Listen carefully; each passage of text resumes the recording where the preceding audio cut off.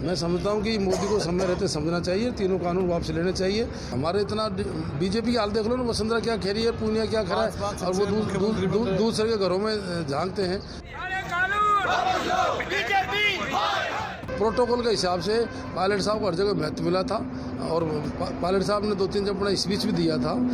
और ऐसी बात हो नहीं सकती कि इतने बड़े जनाधार वाले नेता को अवॉइड किया जाए। पायलट साहब जनाधार वाले होता है, किसान पुत्र है, राजेश पाठ जी के सुपुत्र हैं। राजेश पाठ जी ने सोमने भी किसानों के लिए पूरे देश में बहुत मेहनत करी थी।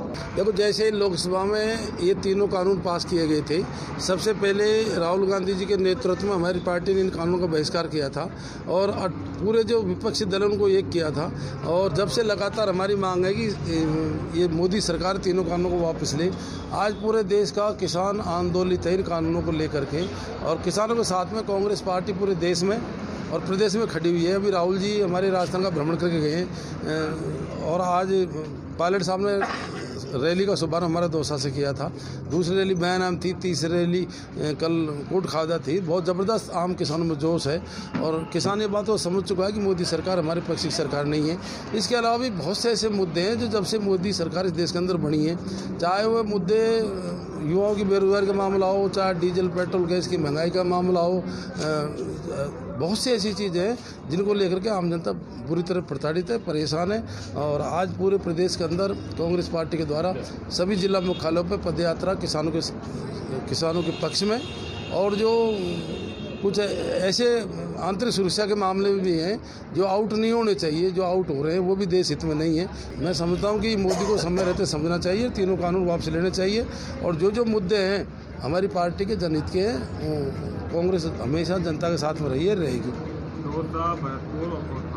लगातार काफ़ी लोग जनसंख्या आई थी, लेकिन राहुल गांधी के 2 दिन से जो दौरा था उसमें सचिन पायलट को मौका नहीं दिया साइडलाइन के। देखो, ये कि एक तो मीडिया का भ्रम है और एक हमारा आम जनता को एक बीजेपी की मैं चाल समझ सकता हूँ। इसमें पायलट साहब को प्रोटोकॉल के हिसाब से पायलट साहब को हर जगह महत्व मिला था और पायलट साहब ने 2-3 जब अपना स्पीच भी दिया था। और ऐसी बात हो नहीं सकती कि इतने बड़े जनाधार वाले नेता को अवॉइड किया जाए। लेकिन सर, एक बात तो उठी है क्योंकि इस तरीके से जो गुट बटे हुए हैं, जो अंदरूनी जो कलह है वो फिर से वापस सामने आ गई। ऐसा प्रजातंत्र में अपनी पार्टी के अंदर बातों को रखना, बातों को कहना, ये प्रजातंत्र की मूल भावना होती है। और हमसे हमारे इतना बीजेपी की हाल देख लो ना, वसुंधरा क्या खेरी है, पूनिया क्या खड़ा है, और वो दूसरे के घरों में झांकते हैं। ऐसी कोई बात नहीं है। पार्टी के मुद्दे में हम सब एक हैं और सबकी एक ही भावना है, चाहे राहुल गांधी जी हो, चाहे अशोक गहलोत जी हो, चाहे डोटा आसरा हो, सचिन पायलट जी हो, और तीनों कानून वापस होने चाहिए।